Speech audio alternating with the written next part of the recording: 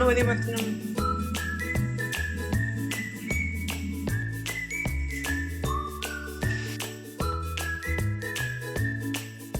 पूज्याय राघवेन्द्राय सत्यधर्मरताय च भजतां कल्पवृक्षाय नमतां कामधेनुवे. ನಮಸ್ಕಾರ ರೀ ಎಲ್ಲರಿಗೂ ಬೆಳಗಿನ ಶುಭೋದಯ ರೀ. ಎಲ್ಲರೂ ಹೆಂಗದಿರಿ? ಆರಾಮದಿರೇನು? ನಾವು ಆರಾಮದೀವಿ ನೋಡ್ರಿ. ನೀವು ಎಲ್ಲರೂ ಆರಾಮದ್ರಿ ಅಂತ ಅಂದ್ಕೊಂಡು ಇವತ್ತಿನ ಲಾಗ್ನ ಸ್ಟಾರ್ಟ್ ಮಾಡೋನು ಬರ್ರಿ.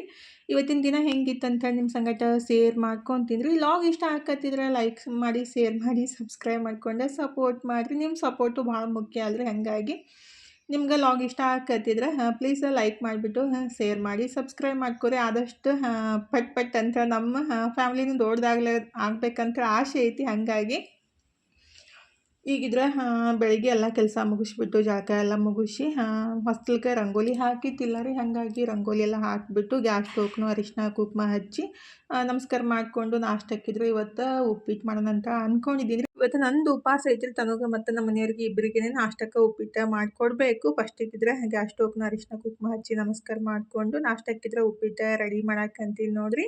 ಇವತ್ತಂತೂ ರಾತ್ರಿ 12 ಗಂಟೆ ಮ್ಯಾಲೆ ಮನ್ಕೋಬೇಕಾಯ್ತು. ಅಂದ್ರೆ ನನಗೆ ಬೆಳಗ್ಗೆ ಜಲ್ದಿ ಹೇಳ್ತೀನಿ, ಆದರೆ ರಾತ್ರಿ ಲೇಟಾಗಿ ಮನ್ಕೊಂಬಿಟ್ರಂತ ಫುಲ್ ಟಯರ್ಡ್ ಅಂತ ಅನ್ಸುತ್ತಲ್ರಿ. ಅಂದರೆ ಇದು ಆ್ಯಕ್ಚುಲಿ ನಿನ್ನೆ ಲಾಗ್ ರೀ. ಇವತ್ತು ಎಡಿಟ್ ಮಾಡಾಕತ್ತಿದ್ದಲ್ಲ. ಇವತ್ತಂತೂ 4 kg ಚಕ್ಲಿ ಮಾಡಿ ಮುಗಿಸೋ ತನಕ ರಾತ್ರಿ 12 ಗಂಟೆ ಆಗಿ ಹೋಗಿದ್ರಿ.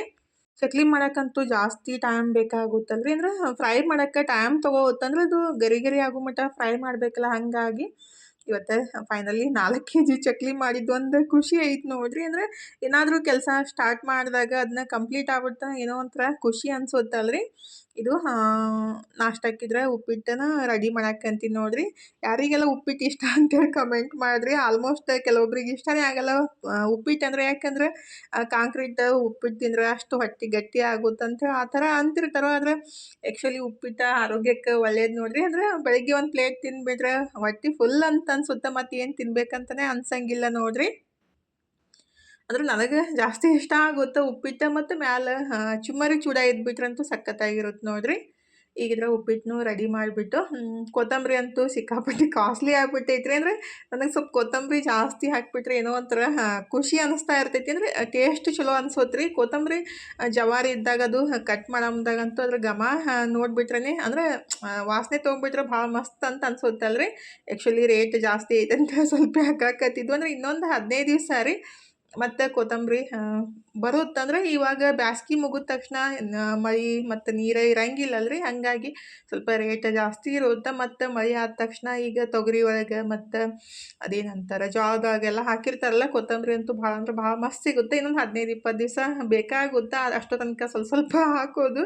ಅದು ಈಗ ರೀ ಕೊತ್ತಂಬರಿ ಹಾಕಿಬಿಟ್ರೆ ಜಾಸ್ತಿ ನನಗೆ ಇಷ್ಟ ಆಗುತ್ತೆ. ನನ್ನ ಮಗಳು ಅಂತ ಇರ್ತಾಳು, ಏನು ಮಮ್ಮಿ ಕೊತ್ತಂಬರಿ ಕರಿಬೇವು ಸ್ವಲ್ಪ ಹಾಕ್ಲಿಕ್ಕಂದ್ರೆ ಅಡುಗೆನೇ ಆಗಲ್ಲೇನಂತ ಹೇಳಿ ಅಂತಿರ್ತಾಳು. ಆದರೆ ನನಗೆ ಮಾತ್ರ ಕೊತ್ತಂಬರಿ ಕರಿಬೇವು ಸೊಪ್ಪು ಅಡುಗೆಗೆ ಹಾಕಕ್ಕೆ ಜಾಸ್ತಿ ಇಷ್ಟ ಆಗುತ್ತೆ ನೋಡ್ರಿ. ಈಗಿದ್ರೆ ಉಪ್ಪಿಟ್ಟನ್ನು ರೆಡಿ ಮಾಡಿ ನಮ್ಮ ಮನೆಯವ್ರಿಗೆ ತನಗೆ ಕೊಟ್ಬಿಟ್ಟು ನಾನು ನನ್ನ ಕೆಲಸ ಮಾಡಕ್ಕಂತೀನಿ ನೋಡ್ರಿ. ಆ್ಯಕ್ಚುಲಿ ತನು ಈಗ ಮೊಬೈಲ್ ತೊಗೊಂಡು ಕಾಲೇಜ್ಗೆ ಹೋಗ್ತಾ. ಹಾಗಾಗಿ ನನಗೆ ವಿಡಿಯೋ ಜಾಸ್ತಿ ಮಾಡೋಕೆ ಆಗಂಗಿಲ್ಲ ಆಗೈತ್ರಿ.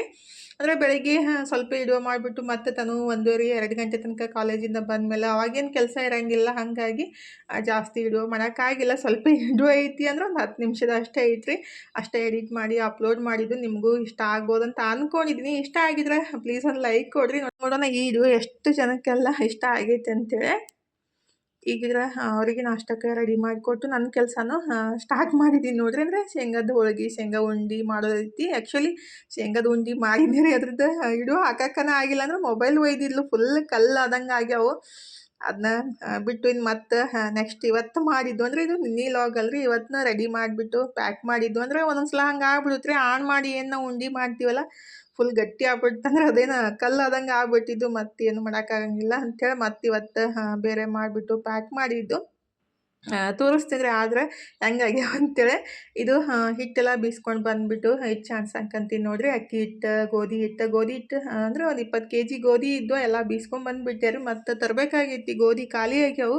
ನಮಗಂತೂ ಗೋಧಿ ಸ್ವಲ್ಪ ಜಾಸ್ತಿನೇ ಹತ್ತಾವಲ್ರಿ. ಹಾಗಾಗಿ ಗೋಧಿ ಹಿಟ್ಟು, ಅಕ್ಕಿ ಹಿಟ್ಟು ಎಲ್ಲನೂ ಚಾಣಿಸ್ಬಿಟ್ಟು ಇಟ್ಬಿಟ್ಟು ಈಗಿದ್ರೆ ಚಕ್ಲಿ ಹಿಟ್ಟು ರೆಡಿ ಮಾಡಕ್ಕಂತೀನಿ ನೋಡ್ರಿ. ಚಕ್ಲಿ ಹಿಟ್ಟು ರೆಡಿ ಮಾಡೋದು ಭಾಳ ಸಿಂಪಲ್ ರೀ. ಅಂದರೆ ಅಕ್ಕಿ ಹಿಟ್ಟು ಇರಬೇಕು. ಅಕ್ಕಿನ ಸ್ವಚ್ಛಗೆ ತೊಳೆದು ಅದನ್ನೆಲ್ಲ 2-3 ದಿವಸ ಒಣಗಿಸಿ ಆಮೇಲೆ ಅದನ್ನ ಹಿಟ್ಟು ಮಾಡಿಸ್ಕೊಂಡು ಯೂಸ್ ಮಾಡಬೇಕಾಗುತ್ತೆ ರೀ. ನಾವು ಇಲ್ಲಿ ಏನು ಮಾಡ್ಬೇಕಂದ್ರೆ ಅಕ್ಕಿ ಹಿಟ್ಟು 2 ಗ್ಲಾಸ್ ತೊಗೊಂಡ್ರೆ ಪುಟಾಣಿ ಹಿಟ್ಟು 1 ಗ್ಲಾಸ್ ಹಾಕಬೇಕು. ಅಂದ್ರೆ ಪುಟಾಣಿ ಅಂದ್ರೆ ಹುರ್ಗಡ್ಲಿ ಏನಂತೀವಲ್ರಿ ಅದನ್ನ ಮಿಕ್ಸಿಗೆ ಹಾಕಿ ಚಾಣಿಸ್ಬಿಟ್ಟು ಅಕ್ಕಿ ಹಿಟ್ಟಿಗೆ ಮಿಕ್ಸ್ ಮಾಡಿಬಿಟ್ಟು ಚಕ್ಲಿ ಮಾಡ್ಬೇಕ್ರಿ. ಆವಾಗ ಸಖತ್ತಾಗಿ ಬರುತ್ತೆ. ಅಂದ್ರೆ ನಾವು 4 ಗ್ಲಾಸ್ ಅಕ್ಕಿ ಹಿಟ್ಟು ತೊಗೊಂಡಿದ್ದೀವಿ ಅಂದರೆ 2 ಗ್ಲಾಸಷ್ಟು ಪುಟಾಣಿ ಹಿಟ್ಟು ಹಾಕ್ಬೇಕ್ರಿ. ಆವಾಗ ಚಕ್ಲಿನೆಲ್ಲ ಗರಿ ಗರಿಯಾಗಿ ಬರ್ತಾವೆ. ಕೆಲವೊಬ್ಬರು ಅವಲಕ್ಕಿ ಮತ್ತು ಕಡಲೆಬೇಳೆ ಆ ಥರ ಹಾಕ್ಬಿಟ್ಟು ಹಿಟ್ಟು ಮಾಡಿಸ್ಕೊಂಡು ಬರ್ತಾರೋ. ಆ ರೀತಿ ಮಾಡೋಕ್ಕಿಂತ ಈ ರೀತಿ ನೀವು ಖಂಡಿತ ಟ್ರೈ ಮಾಡಿರಿ, ಭಾಳ ಮಸ್ತ್ ಬರ್ತಾವೆ. ಅಂದ್ರೆ ಮನೆಯೊಳಗಂತೂ ಅಕ್ಕಿ ಹಿಟ್ಟು ಇದ್ದೇ ಇರುತ್ತಲ್ಲ, ಅಕ್ಕಿ ಹಿಟ್ಟು ಇದ್ದಿಲ್ಲ ಅಂದ್ರೂ ಬೀಸ್ಕೊಂಡು ಬಂದು ಅದಕ್ಕೆ 1 ಗ್ಲಾಸ್ ನೀವು ಅಕ್ಕಿ ಹಿಟ್ಟು ತೊಗೊಂಡ್ರೆ ಅರ್ಧ ಗ್ಲಾಸ್ ಅಷ್ಟು ಪುಟಾಣಿ ಹಿಟ್ಟು ಹಾಕ್ಬಿಟ್ಟು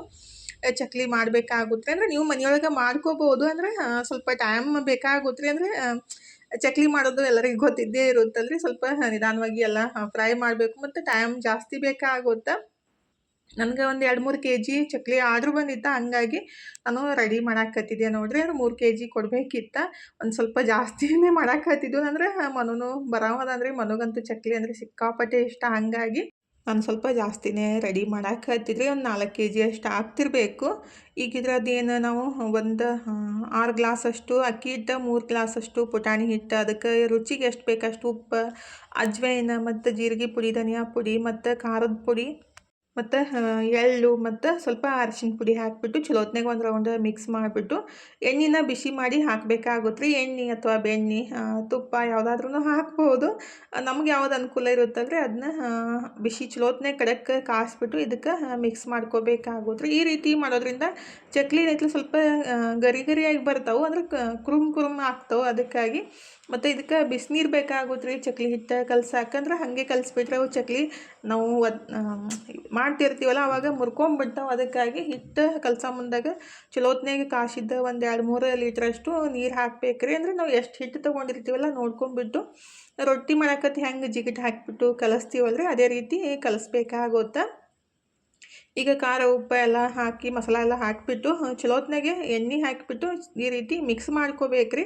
ಫುಲ್ ಕೈನಂತೂ ಸುಟ್ಕೊಂಡ್ಬಿಡ್ತೀನಿ ನಾನಂತೂ. ಏನಾದರೂ ಮಾಡಬೇಕಾದ್ರೆ ಒಂದೀಟ ಸುಟ್ಕೊಳ್ಳಾರೆ ಮತ್ತು ಹಚ್ಕೊಳ್ಳಾರೆ ಮಾಡೋದೇ ಆಗಂಗಿಲ್ಲ ನೋಡಿರಿ. ಹತ್ತಾ ಇರ್ತಾವೆ. ಅಂದರೆ ಎಣ್ಣೆ ಮಿಕ್ಸ್ ಮಾಡೋಕೆ ಹೋಗಿ ಕೈನೂ ಸ್ವಲ್ಪ ಸುಟ್ಟು ಹಾಗೆ ಆಗ್ತಾ ಇರ್ತಾವೆ ಮತ್ತು ಹಂಗೆ ಹೋಗ್ತಾ ಇರ್ತಾವೆ. ಈಗ ಎಣ್ಣೆ ಹಾಕಿದ್ಮೇಲೆ ಚಲೋತ್ನಾಗೆ ಒಂದು ರೌಂಡ್ ಎಲ್ಲ ನೀಟಾಗಿ ಎಲ್ಲ ಕಡೆ ಆಗಬೇಕ್ರಿ. ಅದು ಎಣ್ಣೆ ಆ ಥರ ಮಿಕ್ಸ್ ಮಾಡ್ಕೊಂಬಿಟ್ಟು ಆಮೇಲೆ ನೀರು ಹೆಸರು ಬಂದಿದ್ದ ನೀರನ್ನು ಹಾಕಿಬಿಟ್ಟು ಈ ಥರ ಒಂದು ಕಚ್ಗೆ ತೊಗೊಂಡು ಚಲೋತ್ನಾಗೆ ಮಿಕ್ಸ್ ಮಾಡ್ಕೋಬೇಕು. ಬಿಸಿ ಇರುತ್ತೆ. ಹಂಗಾಗಿ ಸ್ವಲ್ಪ ನೋಡ್ಕೊಂಬಿಟ್ಟನೆ ಮಾಡಬೇಕು.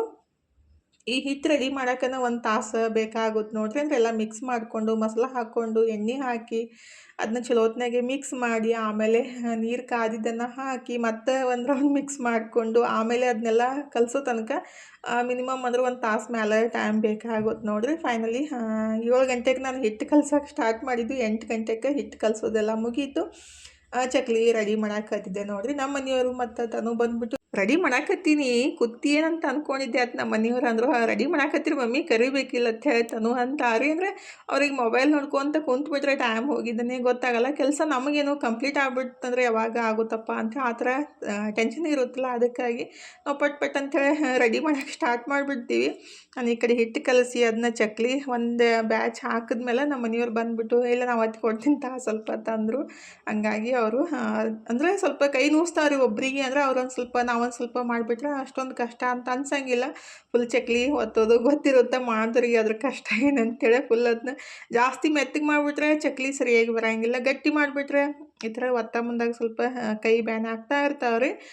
ಫೈನಲಿ ಟೈಮ್ 12 ಗಂಟೆ ಆಗಿತ್ತು ನೋಡಿರಿ. ಎಲ್ಲರಿಗೂ ಸಾಕಾಗಿಬಿಟ್ರು. ನಾವು ಮಾತ್ರ ಕಂಪ್ಲೀಟ್ ಮಾಡಿನೇ ಹೇಳ್ಬೇಕಾಗುತ್ತೆ. ಟೈಮ್ 12 ಗಂಟೆ ಆಗಿತ್ತು. 4 ತಾಸು ಬೇಕಾಯ್ತು ಅಂದರೆ ಹಿಟ್ಟು ಕಲಸೋದು ಹಿಡ್ಕೊಂಡು 5 ತಾಸು ಬೇಕಾಯ್ತು ನೋಡಿರಿ. 4 ಕೆ ಜಿ ಇದೇನಂತಾರೆ ಚಕ್ಲಿ ರೆಡಿ ಆಗ್ಬೇಕಂದ್ರೆ ಕೆಲವೊಬ್ರಿಗೆ ಏನು ಸಿಂಪಲ್ ಮಾಡೋದು ಬಿಡ ಅಂತ ಅನ್ನಿಸ್ತಿರ್ತೈತಿ. ಆದರೆ ಮಾಡೋ ಮುಂದಾಗ ಗೊತ್ತಾಗ್ತಾ ಇರ್ತೈತ್ರಿ ಎಷ್ಟು ಕಷ್ಟ ಅಂಥೇಳಿ. ಫೈನಲಿ ಮುಗೀತಲ್ಲ, ನನಗೆ ಅದೇ ಒಂದು ಸಮಾಧಾನ ನೋಡಿರಿ. ಯಾವುದೇ ಕೆಲಸ ನನಗೆ ಹಿಡಿದ ಮೇಲೆ ಅದು ಕಂಪ್ಲೀಟಾಗಿ ಮುಗಿದ್ಬಿಟ್ರೆ ಏನೋ ಒಂಥರ ಜಾಸ್ತಿ ಖುಷಿ ಅಂತ ಅನ್ಸೋತ್ರಿ. ಫೈನಲಿ ಕಂಪ್ಲೀಟ್ ಆಯ್ತು ನೋಡಿರಿ. ಯಾವಾಗಪ್ಪ ಕಂಪ್ಲೀಟ್ ಆಗುತ್ತಂತ ನನಗೂ ಅನ್ಸಾಕತ್ತಿತ್ತು. ಅಂದರೆ ಟೈಮ್ ಜಾಸ್ತಿ ಆಗ್ತಾ ಇದ್ದಂಗೆ ಯಾವಾಗ ಮುಗೀತಪ್ಪ ಅಂತ ಅನ್ನಿಸ್ತಾ ಇರ್ತೈತಿ. ಆದರೆ ಹಿಟ್ಟೆಲ್ಲ ಕಲಿಸ್ಬಿಟ್ಟಿರ್ತೀವಲ್ಲ ಅದನ್ನೆಲ್ಲ ಕಂಪ್ಲೀಟ್ ಮಾಡಿನೇ ಹೇಳ್ಬೇಕಾಗುತ್ತೆ ರೀ. ಟೈಮ 12 ಗಂಟೆ ಆಗಿತ್ತಾ, ಅದನ್ನೆಲ್ಲ ಮುಗಿಸೋ ತನಕ ಇನ್ನು ಫ್ರೆಶ್ ಆಗಿ ಮುಖ ಎಲ್ಲ ತಕ್ಕೊಂಬಿಟ್ಟು ಮಲ್ಕೊಂಬಿಟ್ರೆ ಸಾಕಪ್ಪ ಅಂತ ಅನಿಸ್ಬಿಟ್ಟಿತ್ತು. ಇವತ್ತಿನ ಲಾಗ್‌ನು ಇಲ್ಲೇ ಮುಗಿಸೋಣ್ರಿ. ಇವತ್ತಿನ ಲಾಗ್ ಹೆಂಗೆ ಅನಿಸ್ತಂತ ಕಮೆಂಟ್ ಬಾಕ್ಸ್ ಒಳಗೆ ಹೇಳೋದು ಮರ್ಯಾಕೆ ಹೋಗಬೇಡ್ರಿ. ಲಾಗ್ ಇಷ್ಟ ಆಗಿದ್ರೆ ಲೈಕ್ ಮಾಡಿ, ಶೇರ್ ಮಾಡಿ, ಸಬ್ಸ್ಕ್ರೈಬ್ ಮಾಡ್ಕೊಂಡು ಸಪೋರ್ಟ್ ಮಾಡಿರಿ. ಥ್ಯಾಂಕ್ ಯು ಫಾರ್ ವಾಚಿಂಗ್ ರೀ. ಬಾಯ್ ರೀ. Take care.